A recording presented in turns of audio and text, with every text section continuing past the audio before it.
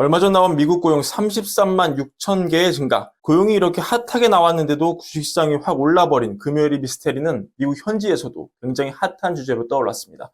사실 분석이라는 게 어떤 현상이 발생을 하면 그걸 설명하기 위해 사후적으로 덧대어지는, 그래서 어떻게 보면 좀 부질없게도 느껴지는 그런 순간을 우리 마주하기도 하는데요. 이날 미스테리를 접한 월가에서도 다양한 분석을 내놓고 있습니다. 그중 하나의 물줄기를 차지하는 게 고용이 확 증가한 거를 너무 낙관적으로 보지 말자, 데이터에 매몰되지 말자, 이런 주장인데요.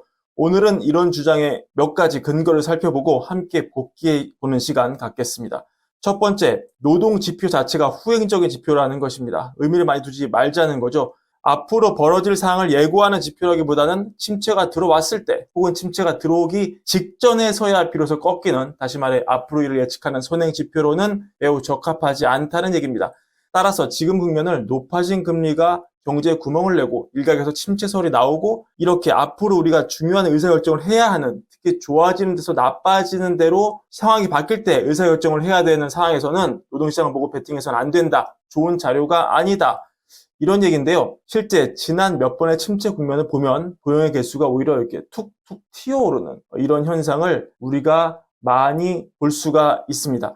또한 월저널은 이런 분석을 하는데요. 얘는 후행지표다, 레깅 인디케이터다. 특히 경제가 좋아져서 나빠질 때 더 그렇다. 예를 들어서 2007년 말까지 미국은 일자리를 늘리고 있었지만 2008년 초부터 일자리가 감소하기 시작했는데 더 나쁜 점은 이러한 감소가 과소 보고되었다는 점이다. 페드가 2008년 8월에 회의를 개최했을 때 금융위기가 정말로 본격되는 시점에 노동부는 지난 7개월 동안 경제가 46만 3천 개의 일자리를 잃었다고 보고했는데 나중에 수정된 데이터를 보니 이게 웬걸 90만 6천 개였다. 그러니 좋아진 고용 데이터를 너무 신뢰하지 말자, 이런 얘기가 되겠습니다. 두 번째, 취업의 질이 나쁘다. 그냥 팁 받고 바로바로 일할 수 있는 레저 및 접객 분야 일자리는 지금도 뜨거울 수 있지만 화이트 칼라 일자리 경색이 뚜렷하다.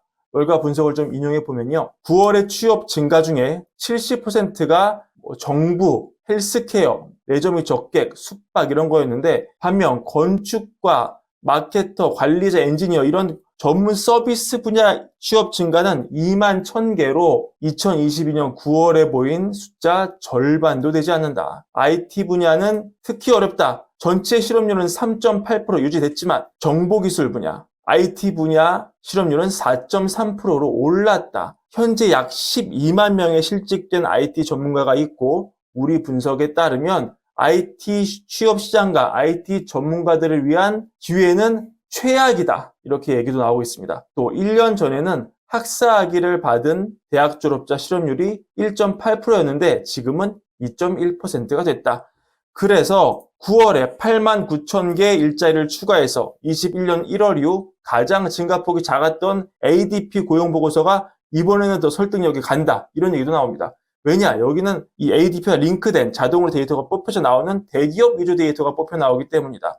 이런 육아휴직과 같은 혜택을 제공하는 대기업들은 8만 3천 개 일자리를 잃었으며 8월에 추가 일자리를 모두 상쇄했다. 일자리 구성이 좋은 데에서 나쁜 일자리로 바뀌고 있기 때문에 경제에 미치는 영향이 달라진다. 하나의 일자리가 같은 파급 효과를 내는 게 아니다. 이런 얘기가 되겠습니다. 세 번째, 두 번째와 비슷한 얘기인데요. 해고가 늘고 있다. 시티, 골드만, 웰스파고 이런 대형은행들이 직원을 자르고 있다. 또 채용도 더 안 하려고 한다. 비즈니스 라운드 테이블의 회원들을 대상으로 한 23년 여름에 한 조사 결과에 따르면 CEO의 약 3분의 1은 다음 6개월 동안 종업원 수가 감소할 것으로 보고 있다. 일자리를 추가할 것으로 예상하는 기업도 1년 전에 비해 47%에서 27%로 감소했다. 이런 얘기가 되겠습니다. 자, 여러분 어떻게 들으셨습니까? 비겁한 변명입니다. 이렇게 들릴 수 있지만 각각의 논거, 특히 일자리의 질이 달라지고 있다. 이런 주장은 일리도 좀 있어 보이는데요. 이 고용 데이터, 매달 바뀌는 고용 데이터 몇 개 매몰돼서 우리가 의사결정을 하기보다는 이렇게 인덱스 데이터를 좀 들고 꼼꼼하게 따져보는 습관은 들여야 될 것 같습니다.